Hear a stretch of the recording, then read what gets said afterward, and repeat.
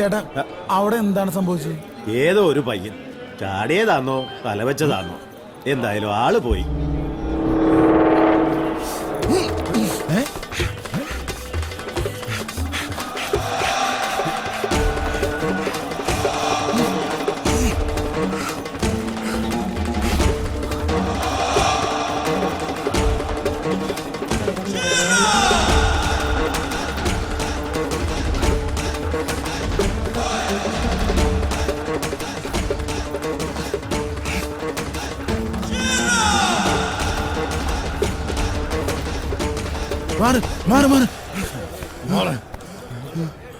വെറുതെ മനുഷ്യനെ കൊതിപ്പിച്ചു.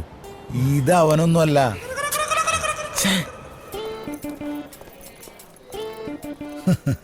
ട്രെയിനിങ്ങിന് പോലും ഇങ്ങനെ ഓടിയുണ്ടാവില്ല പാവങ്ങള്.